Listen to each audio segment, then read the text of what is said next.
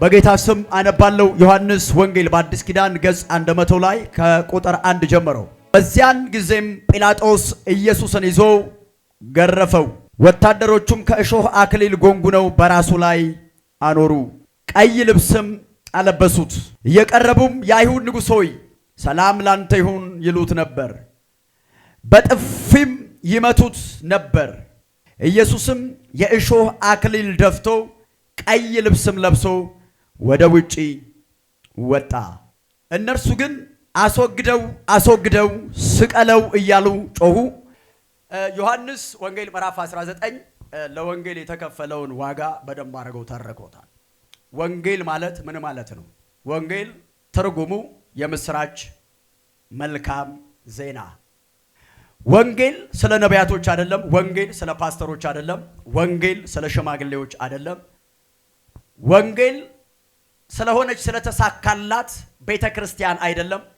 የቤተክርስቲያን ራስ ስለሆነው የአገልጋዮች ቀቢና ሿሚ ስለሆነው ወንጌል ስለማን ነው? በስጋ ከዳዊት ዘር ስለተወለደው እንደ ቅድስና መንፈስ ግን ከሙታን ስለተነሳው ስለ ኢየሱስ ክርስቶስ ነው። ወንጌል ስለ ኢየሱስ ክርስቶስ ነው ብለን ስንል ስለ ኢየሱስ ክርስቶስ ምን? ስለ ኢየሱስ ክርስቶስ ምን?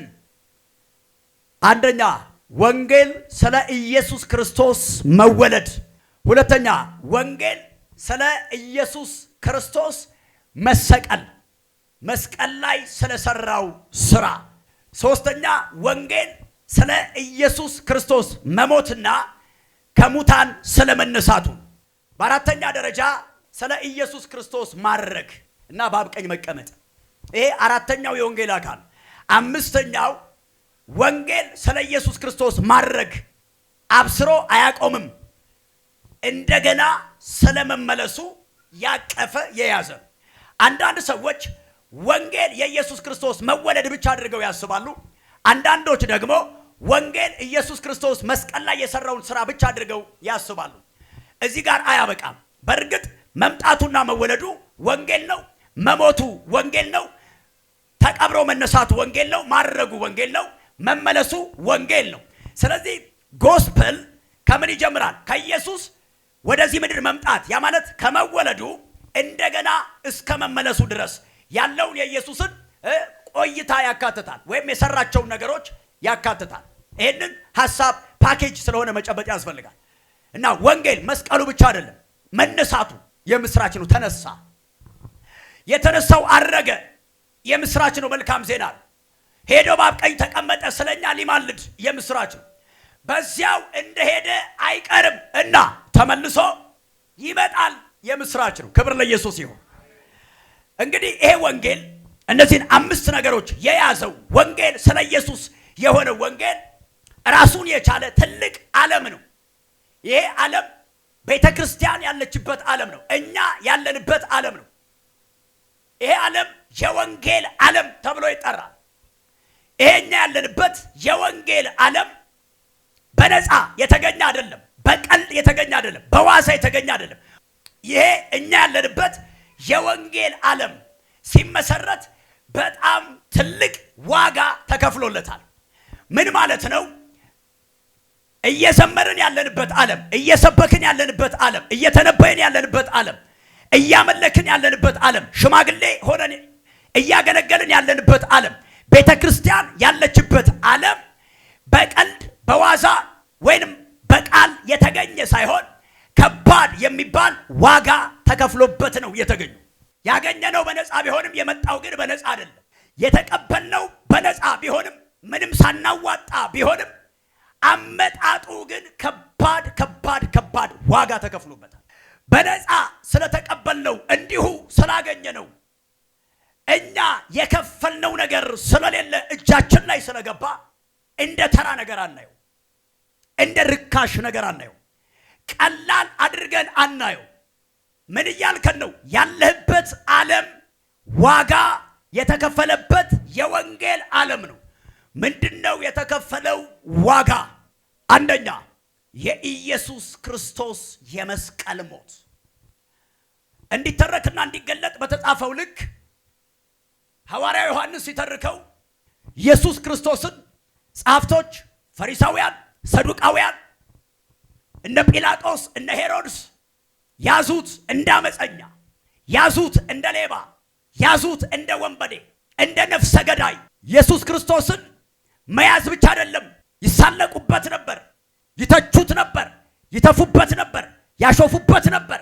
ቃሉ እንደሚናገር ኢየሱስን በጥፊ መቱት ይላል። በአይሁድ ሕግ አንድ ሰው በጥፊ ሲመታ ኖርማል ትርጉም አይደለም፣ ኖርማል በትር አይደለም። በጥፊ የሚመታ ሰው እጅግ በጣም ተራ ተደርጎ የተወሰደ ሰው፣ በጣም የተናቀ ሰው የሚመታው አመታት ነው። በጥፊ መመታት የማትረባነ የተናክነ ተራነ ሲሉ ነው በጥፊ የመቱት። ትርጉሙ ይሄ ነው። እና ኢየሱስ ክርስቶስን በጥፊ መቱት። በጭንቅላቱ ላይ የሾህ አክሊል አኖሩ። ረጃጅም እሾህ ያለው አክሊል በጭንቅላቱ ላይ አኖሩ። ጭንቅላቱን ወግቶ የሚያደማ፣ ጭንቅላቱ ላይ ያለውን ደም የሚያፈስ ይተፉበት ነበር። ይሄ ንቀት ማሳያ ነው፣ የንቀት መገለጫ ነው። እንደ አንድ እንደ አካባቢ ተወላጅ እንኳ አላዩትም። ከልክ በላይ ንቀውት ነበር። ከልክ በላይ እንደ ተራ ቆጥረውት ነበር። ይሄንን ሁሉ መራራ ጽዋ ጌታ ኢየሱስ ክርስቶስ ጸጥ ብሎ ይጠጣ ነበር። ለዚህ ነው ኢሳይያስ፣ ነቢዩ ኢሳይያስ በሸላቾች ፊት እንደሚነዳ በግ ዝም አለ፣ አፉን ደግሞ አልከፈተም አለ። በጥፊ ሲመቱት ምላሽ አልሰጠም፣ ዝም ነው ያለው። ሲተፉበት ምላሽ አልሰጠም፣ ዝም ነው ያለው። የሾህ አክሊል በጭንቅላቱ ላይ ሲያኖሩ፣ ደም ከጭንቅላቱ ላይ ሲፈስ፣ በጉንጩ ላይ ሲንጠባጠብ ኢየሱስ ክርስቶስ ጸጥ ነው ያለው፣ ዝም ነው ያለው፣ ምላሽ አልሰጣቸው። መጨረሻ ላይ እንዲህ ብለው ጮኸው፣ ስቀለው፣ አስወግደው፣ ይንጠልጠል፣ ይሰቀል። እኛ ማየት የምንፈልገው ተሰቅሎ ነው። አሟሟቱ በመስቀል አቋርጦ እንዲሞት እንፈልጋለን። የሚንጫጫው ሕዝብ ኢየሱስ ክርስቶስ የመስቀልን ጽዋ እንዳይጠጣ ሳይሆን ሁሉ የናፈቀው ኢየሱስ መስቀል ላይ መዋሉን ነው የናፈቀው። ስለዚህ ስቀለው እያሉ ጮሁ፣ አስወግደው እያሉ ጮሁ። ኢየሱስ ክርስቶስ ይሄንን ድምፅ እየሰማ ጸጥ ነው ያለው። ልብ ይሰብራል፣ ልብ ይጎዳል። የገዛ ወገኖቹ ናቸው። በስጋም ካስፈለገ ዘመዶቹ ናቸው። አይሁድ ናቸው፣ እስራኤላዊ ናቸው። የመጣው ከገዛ ወገኖቹ መሃል። ከወገን የሚነሳ ፍላጻ ያማል፣ ከወዳጅ የሚነሳ ፍላጻ ያማል። ከሩቅ ቢሆን ልጠብቀው ትችላለህ፣ ከቅርብ ሲሆን ግን ልብህን ስንጥቅ ነው የሚያደርገው። የገዛ ወገኖቹ አልተቀበሉትም። ስቀለው፣ አስወግደው ልናየው አንፈልግም። አንጠልጥለው ሲደማ ነው ማየት የምንፈልገዋል። መስቀል ላይ በችንካር ተቸንክሮ ተወጥሮ ተንጠልጥሎ ሲሰቃይና ሲያቃስት ነው መስማት የምንፈልገዋል። ጨካኙ ንጉሥ በመስቀል እንዲሰቀል አሳልፎ ሰጠው። ታሪኩን እንደምናውቅ ኢየሱስ ክርስቶስን ራስ ቅል ወይም ጎለጎልታ ወደሚባለው ስፍራ ከደረቅ እንጨት የተሰራ መስቀል አዘጋጅተው ከገረፉት በኋላ አሸክመው ይዘውት ሄዱ። እስኪበቃቸው ገርፈው ሰውነቱ እስኪተለተል፣ ሰውነቱ እስኪቦጫጨቅ። ኢየሱስ ክርስቶስ ምን እያደረገ ነው? በዚህ ጉዞ የወንጌልን ዓለም እየመሰረተ፣ የብርሃንን ዓለም እየመሰረተ ነው። እኛ ያለንበት የቤተ ክርስቲያን ዓለም፣ የወንጌል ዓለም፣ የጽድቅ ዓለም ኢየሱስ ክርስቶስ ይሄንን ሁሉ ዋጋ በመክፈል ላይ የመሰረተው በቀላል የመጣ አይደል። እስኪበቃቸው ገረፉት። ሰውነቱ ተተለተለ፣ ስጋው ተቦጨቀ፣ ስጋው ተቆረሰ፣ ሰውነቱ ላይ ያለ ደም በሙሉ ፈሰሰ። አየ ኢየሱስ ክርስቶስ ለዚህ ለወንጌል ዓለም የከፈለው ዋጋ ነው እያወራው ያለው። እኛ ዛሬ ተዘልለን የተቀመጥንበት ይህ ዓለም፣ እጆቻችንን አንስተን ተባረክ እያልን የምናመልክበት ይህ ዓለም አንድ ስጋውን የቆረሰ ጌታ አለ። አንድ የተጨነቀ ተጠማሁ ያለ ጌታ አለ። እሱ በተጨነቀ፣ እሱ ስጋው በተቆረሰ፣ እሱ በደማ ይህንን የነጻነት ዓለም መሰረተልን፣ እኛም ገባንበት። ስለዚህ ያለንበት የወንጌል ዓለም ከባድ ዋጋ ተከፍሎልን ከገረፉት በኋላ ልብሱን ቀምተው ዕጣ ተጣጥለው መስቀል ላይ አንጠለጠሉት። ዋለ ቀራንዮ ላይ አመፅ ያልተገኘበት፣ በደል ያልተገኘበት ዋለ ቀራንዮ ላይ። ይሄም አለበቃቸው። መስቀል ላይ ጠርቀው ከሰቀሉት በኋላ ጎኑን በጦር ይወጉት ነበር። አባት ሆይ ምነው ተውከኝ፣ ኤሎሄ ኤሎሄ ላማ ሰበክተኒ ብሎ እስኪጮህ ድረስ መራራ የሆነን ጽዋ ጠጣ ጌታ ኢየሱስ። ኢሳይያስ እንደዚህ ያለ ተጨነቀ፣ ተሰቃየ።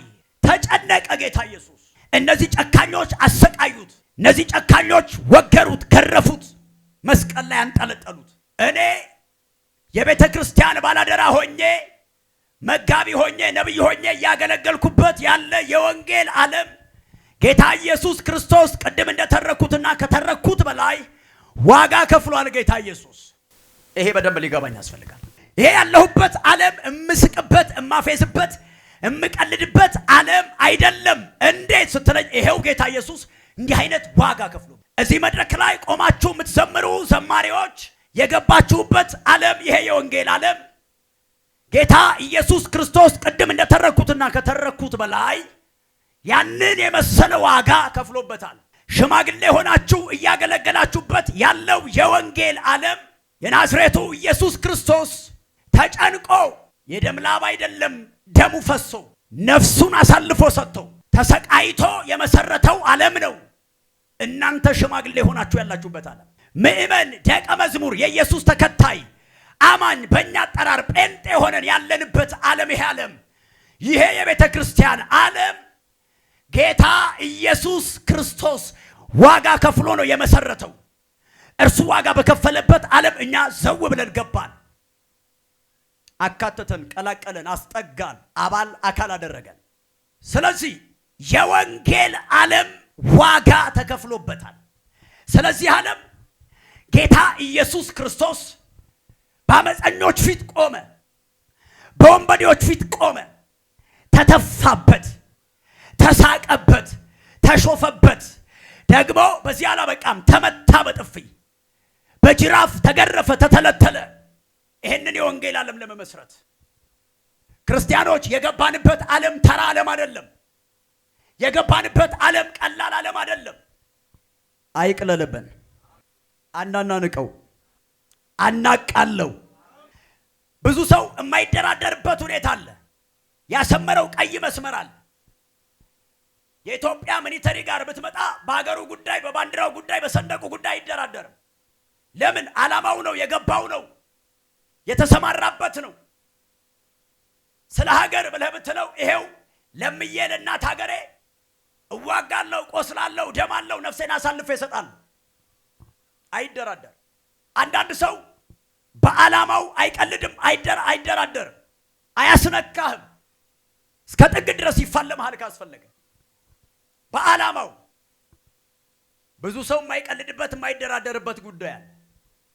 እንደ ክርስቲያን ግን በገባንበት የወንጌል ዓለም የተከፈለውን ዋጋ አስበን፣ አመጣጡን አስበን፣ እንዴት እንደተገኘ አስበን አቋም መያዝ ያስፈልጋል። ይሄ የገባንበት ዓለም ከወታደሩ በላይ፣ ከዶክተሩ በላይ፣ ከሐኪሙ በላይ፣ ከመምህሩ በላይ፣ ከሀገር መሪ በላይ፣ ከፕሬዝዳንቱ በላይ እነሱ ለአንዳንድ ነገሮች ከሚቆጩት ከሚቀኑት በላይ ላለንበት የወንጌል ዓለም መቅናት፣ መቆጨት፣ መክፈል የሚያስፈልገውን መስዋዕትነት መክፈል ያስፈልጋል። የሚጠይቀውን ነገር ሁሉ የገባንበት የወንጌል ዓለም የተከፈለለት ዋጋ አለ።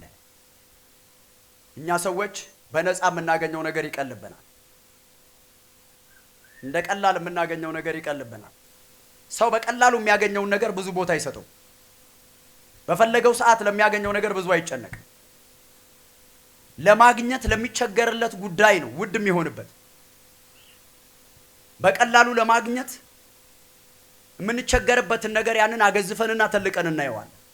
እና ይሄ የወንጌል ዓለም በነፃ ስላገኘ ነው፣ በቀላሉ ስላገኘ ነው፣ በማመን ብቻ ስላገኘ ነው ልናቀለው አያስፈልግ፣ ልናሳንሰው አያስፈልግ፣ እንደ ኖርማል አድርገን ልንቆጥረው አያስፈልግ። እንኪያስ ሁሉ ጊዜ በአይምሮአችን መከበድ አለበት፣ ጎላ ብሎ መታየት አለበት፣ ቋንቋችን መሆን አለበት፣ የምንኖርለት ዓላማ መሆን አለበት። አንድ ሰው አሜን ይበለኝ።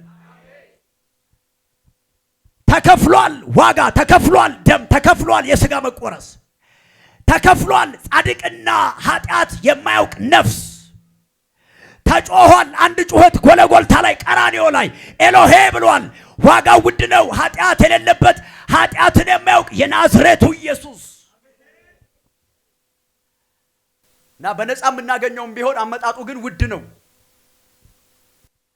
ማንም ሊያደርገው ያልቻለ ጌታ ኢየሱስ ብቻ ያደረገው። አንድያ ልጅ ግን ኢየሱስ ተገኝቶ ፈቃደኛ ሆኖ ወደዚህ ምድር መጥቶ የባሪያን መልክ ይዞ ራሱን አዋርዶ ለመስቀል ሞት ራሱን አሳልፎ ሰጥቶ ኢየሱስ ያንን ሁሉ ስቃይ ተሰቃይቶ ይህንን ዓለም መሰረተልን እና ወንጌል ዋጋ ተከፍሎበታል። ወንጌል ዋጋ ተከፍሎበታል። የቤተ ክርስቲያን ዓለም ዋጋ ተከፍሎበታል። በተሰጠ የአገልግሎት መስመር ፌዘኛ፣ ቀልደኛ፣ ዝንጉ ስትሆን የተከፈለውን የመስቀል ዋጋ ኢየሱስ የከፈለውን ረስተዋል። ይሄማ የተከፈለው ዋጋ በደንብ ቢገባህ በደንብ ብትረዳው በማለዳ ለመምጣት አይቸግርህም፣ ለመንበርከክ አይቸግርህም፣ ለመጸለይ አይቸግርህም። የተሰጠህን አገልግሎት ሰጥለጥ አድርገህ ለማገልገል አይቸግርህም። ለምን ስትል የተከፈለው ድቅን ድቅን ይልብሃል። ደሙ ትውስ ትውስ ይልሃል። ሲቦጨቅ ስጋው ሲቆረስ ድቅን ድቅን ይልብሃል። ይኸው የአንዳንድ ቀን አይደለም የሁሌ ይሆናል። መንፈስ ላይ ከፍ ብሎ የሚታየው ይሄ የተከፈለው ዋጋ። ለአንተ ማን አቅጣጫ ይሰጣል? ዝም ብለህ ትሰራለህ እንጂ የሚቀሰቅስህ አትፈልግም። ለመዘመር የሚቀሰቅስህ አትፈልግም። ለመጸለይ የሚቀሰቅስህ አትፈልግም። ቸርች ለመምጣት የሚቀሰቅስህ አትፈልግም። የተሰጠህን የአገልግሎት ስራ ለመስራት የሚቀሰቅስህ አያስፈልግም። የተከፈለው ዋጋ በደንብ ደምቆ በልብ ቢሳልና ቢገባ ሰው ለምን ገታታ እንደሚሆን ታውቃለህ። ሰው ለምን እንደሚጎተት ታውቃለህ። ለወንጌል የተከፈለውን ዋጋ ወይ በሚገባ አንደርስታንድ አላደረገም ወይ ዘንግቶታል። ዛሬ ሰማይ ይፈልጋል ምን የተከፈለውን ለወንጌል የተከፈለውን ዋጋ እንደገና በደንብ አድርገህ ሜዲቴት እንድታረግ፣ እንዲገባህ፣ እንድትረዳ፣ እንድታውቅ በተከፈለው ዋጋ ልክ ምላሽ እንድትሰጥ። ይሄ ዋጋ ሲገባህ ነፍስህ ሊፍታፕ ታረጋለች። እምነትህ እንደሚንቀለቀል እሳት ነው የሚሆን። አምልኮህ የተለየ ነው የሚሆን። እዚህ ጋር ዘማሪው እስኪ ጭብጨባ ጨምሩበት፣ እስኪ እልልታ ደምሩበት ምናምን አጠብቅም። እየዘለሉ ማምለክ በጣም ነው የሚቀልህ። ለምን መሰለህ? የተከፈለው ዋጋ ድቅን ይልብሃል። አንቀልድበት በኢየሱስ ስም። እግዚአብሔር እንደገና ጸጋን ያብዛልን። እንደገና አቅማችንን ይመልስልን። እንደገና እግዚአብሔር ኃይላችንን ያድስ በኢየሱስ ስም። እንደገና የቀደመው የጸሎት ምርኳችን ይመለስ። የአምልኮ ምርኳችን ይመለስ። የማገልገል ምርኳችን ይመለስ በኢየሱስ ስም። እና ያለህበት ዓለም ዝም ብሎ የተመሰረተ አይደለም። ባለቤት አለው። ባለቤቱ ደግሞ ይጠይቃል። ሁለተኛ ለዚህ የወንጌል ዓለም የእምነት አባቶች በጣም ከባድ ዋጋ ከፍለዋል። ዕብራውያን ምዕራፍ 11 እስከ ሞት ድረስ ተደበደቡ።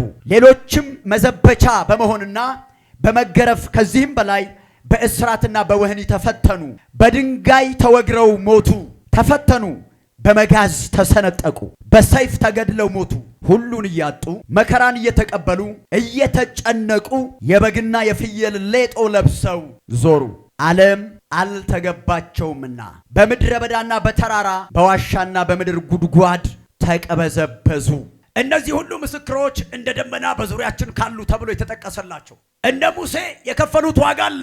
እነ አብርሃም የከፈሉት ዋጋ አለ። እነ ጌዲዮን የከፈሉት ዋጋ አለ።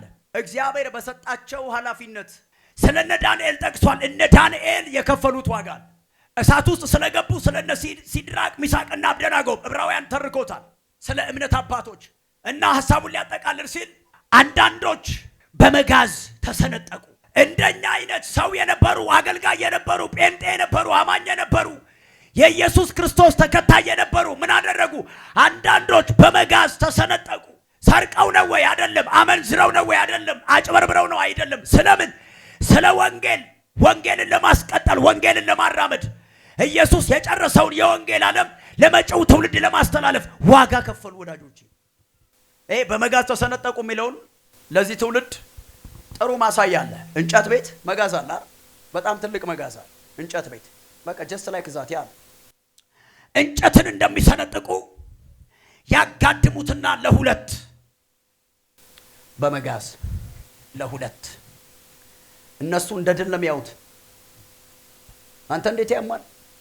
የሳቡ እየገዘገዙ እየከረከሩ ስጋቸው እየተተለተለ እነሱ እየሳቁ ይሄ እምነት አርበኛ ግን እየጮኸ እያለቀሰ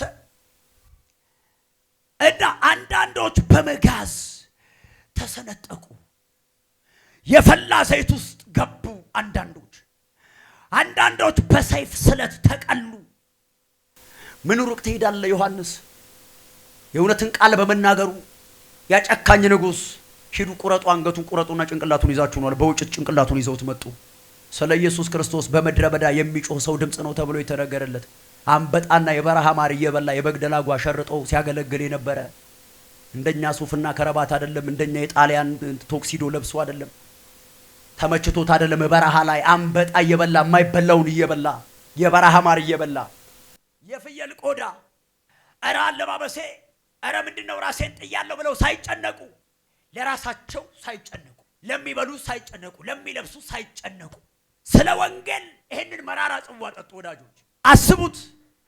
አሁንም በድጋሚ እግዚአብሔር የሚፈልገው ስለ ወንጌል የተከፈለ ዋጋ እኛ እጅ ላይ ወንጌል ሲገባ ኢየሱስ ዋጋን ከመክፈሉ በመቀጠል የእምነት አባቶች የከፈሉት ዋጋ አለ።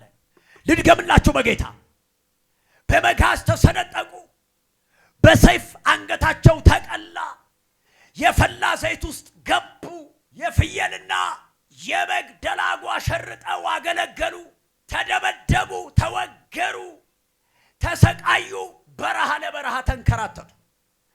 ለካ ወንጌል እጅ ሲገባ ከኢየሱስ በመቀጠል የተሰቃዩና ዋጋ የከፈሉ የእምነት አባቶች አሉ።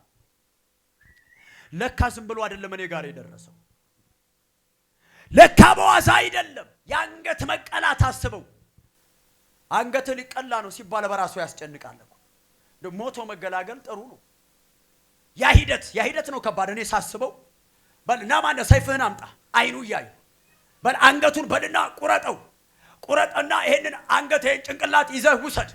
በዛ ሰዓት አይኑ ክርትት እያለ ግን ስለ ወንጌል ግን ስለ ኢየሱስ ግን ስለ ቤተ ክርስቲያን ግን ስለ ሰማይ እውነት ምን አይነት ጭካኔ ነው የእምነት አባቶቻችን! ምን አይነት ምንጭ ነው የጠጡት! ምን አይነት መንፈስ ነው የተካፈሉት! ወዳጆቼ እነሱ ከጠጡት ምንጭ ነው እኛም የጠጣ ነው። እነሱ እጅ ላይ የነበረ ወንጌል ነው እኛም እጅ ላይ የገባው። የእምነት አባቶቻችን በእንዲህ አይነት ተጋድሎ እኛ ዛሬ 30 ደቂቃ ለማገልገል ይከፋናል። ጊዜ አንሰጥም፣ ገንዘብ አንሰጥም፣ አትሰራም፣ ይደብርሃል፣ ይከፋሃል። እኔ ፊቴ ኮስተር ቢልብህ ይሄን ስራ እንጂ ብዬብልህ ጠለት ትሄዳለህ። ሬዚስት አታረግም፣ አትቋቋምም። አንተ ስለ ወንጌል የእምነት አባቶች ከሰይፍ ጋር የተጋፈጡት። እኔ ይሄን ሳስብ ውስጤ ይንተከተካል። ወደ ሌላ ዓለም ግባ ይለኛል፣ ጨክን ይለኛል፣ በርታ ይለኛል፣ ጽና ይለኛል። እንዳትኖር ለሆድህ እንዳትኖር ለጥቅም ይለኛል። ሳያቸው ትውስ ሲሉ ከኢየሱስ ይሄንን ወንጌል ተቀበሉና እንዴት አድርገው አቆዩት፣ እንዴት አድርገው ለመጪው ትውልድ አሳልፈው ሰጡ። ይሄው ደማቸው እየፈሰሰ። ስለ ጳውሎስ አላነበብክም እንዴ?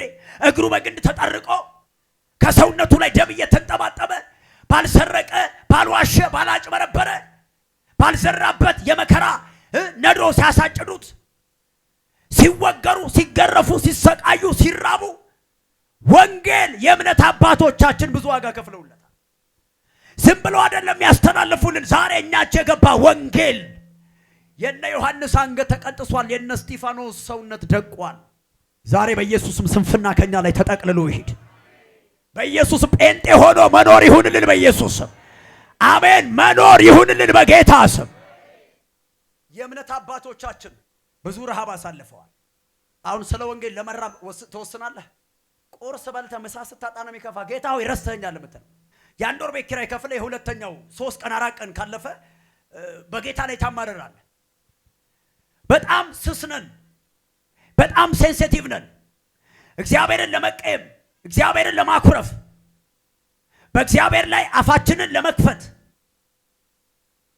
ይሁን አይደለም። ትልልቅ ጉዳይ ይቅርና ጥቃቅን ነገሮች ከቸርች ያስቀሩናል፣ ከአምልኮ ያስቀሩናል፣ ከአገልግሎት ወደ ኋላ ይስቡናል።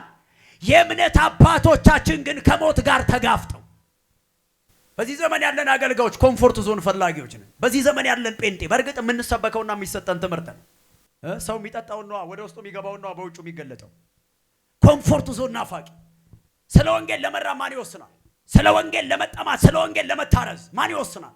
እቀጥላለሁ፣ አገለግላለሁ፣ ስለ ኢየሱስ አወራለሁ፣ ወንጌልን ለመጪው ትውልድ አስረክባለሁ፣ መክፈል ያለብኝ መስዋዕትነት ካለ እከፍላለሁ። እንዲህ አይነት የልብ ቁመና ላይ ያለ ሰው አለ። ጴንጤነት ይሄ ነው። ዋልኩ ክርስትና ይሄ ነው። ምቾት ናፋቂዎች ነን። እንዳልኩ ጥቃቅን ነገሮች ከጌታ ጋር ያቆራርጡናል። የጸሎት መስመሮቻችንን ይበጣጥሱታል። ወደ ኋላ እንድንለም ያደርጋል። የበላንና የጠጣን የለበስንና ነገሮች የተስተካከሉ ጊዜ ነው ፈገግታችን በራሱ ደመቅ ብሎ የሚታየው። የወንጌል መንገድ ቁርጡን ልንገር፣ መከራ አለው፣ ሰይፍ አለው። አገራማን ሆኖ መንግስቱ ሰላም ሆኖ እንጂ ወዳጄ አለ። ነፍስን አሳልፎ መስጠት አለ። ወንጌል ይሄ ነው። እኔ አንዳንድ ጊዜ ይፈራል። አንከር ያለ አዋጅ ቢታወጅ አንድ ጴንጤ ተሰብስባችሁ እንዳታመልኩ ይሄ ኢየሱስ የምትሉትን ብለው ሰይፍ ላጠላጠም ያረጉ ቢኖሩ ስንት ሰው እናገኛለን? በጣም ነው የምፈራው። በጣም ነው የምፈራው። ምክንያቱም ዝናብ ሲጥል ቸርች የማይመጣ ጴንጤ ነው ብዙ። ዝናብ ሲጥል አየሩ ቀዝቀዝ ሲል ብርድ ልብስ ውስጥ ገብቶ እዛ ማንኮራፋት የሚቀነው የአየር ንብረት ከአምልኮ የሚያስቀረው እንደ መሪ ይሄንን ማየት አስፈላጊ ነው። የህዝቡ ቁመና ምን ይመስላል? ህዝቡን በእንዲህ አይነት ቁመና መቀረጽ ያስፈልጋል። ምን አይነት ትውልድ ፈተና ቢመጣ የሚጋፈጥ፣ ረሃብ ቢመጣ የሚቋቋም፣ ሰይፍ ቢመጣ ቀጥላለሁ የሚል፣ አልክድም መሲሁን የሚል፣ ኢየሱስን አልክድም የሚል፣ ልታደርጉ የፈለጋችሁትን ነገር አድርጉ እንጂ እምቢ ጌታ ኢየሱስን አልክድም ብሎ የሚጨክን ትውልድ ይሄ መንፈስ ይብዛላችሁ በኢየሱስ። ይሄ መንፈስ ይብዛል በጌታ። ስለዚህ የእምነት አባቶቻችን ይሄንን ነው ያደረጉት። ይሄው ለሰይፍ ሊቀሉ ሲሉ ሰጥ አንገቱ። እግራችሁ ላይ ግንድ ይግባ ቀጥሎ ነገ ሞት ይፈረዳል ሲሉ እግራቸውን ለግንድ ሰጡ። አልተወራጩ።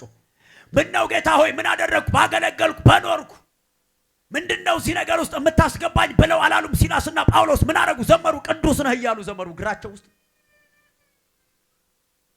ስለዚህ ይሄ እኛ ያለንበት ወንጌል በመጀመሪያ ጌታ ኢየሱስ ክርስቶስ ትልቅ ዋጋ ከፍሏል። ዋጋ ከፍሎ ለእምነት አባቶች አሳልፎ ሰጠ።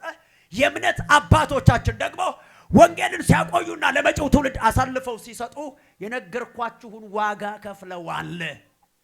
የተሾማችሁ አገልጋዮች ቆመናችሁ ይሄ ፓስተር፣ ወንጌላዊ፣ ሽማግሌ፣ ዘማሪ ቀይር፣ ሜንታሊቲን ቀይረው። ዘራፍ የሚል መንፈስ፣ እዋጋለሁ መልካሙን የእምነት ገድል እጋደላለሁ የሚል መንፈስ፣ እረብሸዋለሁ የጠላትን መንደር ኖሬ አልፋለሁ የሚል መንፈስ፣ የሚመጣ ጽዋ ካለ ጠጣዋለሁ፣ የሚመጣ ነገር ካለ እጋፈጣለሁ፣ እቀጥላለሁ እንደ እምነት አባቶቼ። ስለዚህ የተሰቀለውን ኢየሱስን አወራዋለሁ፣ እተርከዋለሁ፣ እዘምርለታለሁ፣ እቀኝለታለሁ፣ አድርግ ያለኝን አደርጋለሁ። ይሄ መንፈስ ዛሬ ያግኝህ በኢየሱስ ስም። ባወራ ያምርብኛል። ስለ ወንጌል ገደል ነው ብለው ጥለው ሄደው ከአንድ ሰዓት ተኩል በኋላ አፕሮክሲሜትሊ 2 ሰዓት አካባቢ ከዛ በኋላ ነው ራሴን ያወቅኩት። ስለ ወንጌል ሰማዕትነትን የተቀበለ ሰው ነኝ። እሁድ ማታ ይሄ ደርሶብኝ፣ ሮብ ማታ ግን እዚያው ጉባኤ፣ እዚያው መንደር፣ እዚያው አካባቢ አጋንንት ሳስወጣ ነበር። በእግዚአብሔር ጸጋ ምንም አይነት ነገር ይምጣ አያንበረክከኝም። ለምንድን ነው ስትል የተከፈለው ዋጋ ገብቶኛል። በቀልድ አይደለም የተገኘሁት። እኔም ራሴን ለአገልግሎት አሳልፌ ስሰጥ የሚመጣ ጽዋ ካለ አምኜበታለሁ፣ ውስጤን አሳምኛለሁ። ስለ ኢየሱስ ሊመጣ ያለ ነገር ካለ እንቀበላለን። አሜን ስትል ጸጋ ይብዛል። ቤት ኪራይ አጣው ብለህ ታኮርፋለህ። ምበላው አጣው ብለህ ይከፋለህ። ከቸርች ትቀራለህ፣ አምልኮ ታቆማለህ፣ አገልግሎት ታቆማለህ፣ ቃል ማንበብ ታቆማለህ። ትንሽ ነገር ከዋናው ጋር ያቀያይምሃል። ልኩ ይሄ ነው የእምነት አባቶች ነፍሳቸውን እስከ መስጠት ድረስ። ዮሐንስ አንገቱ ተቀላ፣ ሌላው ግን ቀጠለ። አረ ይሄ ነገር አያዋጣም ብለው እጥፍ አላሉ። በዚህ ዘመን ያለን ብንሆን ይሄ ነገር ማለት ትንሽ ነገር ልቡን ዝቅም ያደርገው፣ ትንሽ ነገር ልቡን ድብልቅልቅ ድፍርስረስ ከዛ እምቦጭ ከወጣበት መንፈሳዊ ከፍታ ላይ ሄዶ ታች ሸለቆ ላይ በጥቃቅን ነገር በእግዚአብሔር ላይ አፋችሁን የምትከፍቱ ወንጌል መከራ አለው። ማን ነው አልጋ ባልጋ ነው ያለ? ማን ነው አልጋ ባልጋ ነው ያለ? የመጣው በዋጋ ነው። ዋጋ በመክፈል ትቀጥላለህ። መጨረሻ ላይ ግን ሻይን የሚያደርግ አክሊል ጭንቅላት ላይ ያርፋል። ለዘላለም ግን ከኢየሱስ ጋር ትኖራለህ። በሰማይ የማይተካከል ዋጋ ተዘጋጅቶልሃል። አንድ ሰው ይብለጥና አሜን ይበል በጌታ። ስለዚህ ተነስ መልካሙን የእምነት ገድል ለመጋደል። ምን እያልከን ነው? ወንጌል ዋጋ ተከፍሎበታል። ሶስተኛና ጨርማ ወራበት ወንጌል ወደኛ አገር ሲመጣ ኢትዮጵያውያኖች በገጠር በከተማ አንዳንዶችም በህይወት ያሉ ዋጋ ከፍለዋል። በኤሌክትሪክ ሾክ የተደረጉ ምናቃቸው ሰዎች አሉ። ዛሬ ፓስተር የሆኑ ዘማሪ የሆኑ በንጉሱ ዘመን በደርግ ዘመን በጣም ከባድ ኢትዮጵያ ውስጥ ዛሬ ከአጥናፍ አጥናፍ በሰላም ተዘልለን የምናመልከው ትላንትና የፈሰሰ አባቶች ደማል። አገራችን ውስጥ ወንጌል በቀላል አልገባም። እኛ ሰፈር ወንጌል በቀላል አልገባም። የተከፈለ ዋጋ ለወንጌል እኖራለሁ የሚያስብል መንፈስ ዛሬ ይለቀቀልን።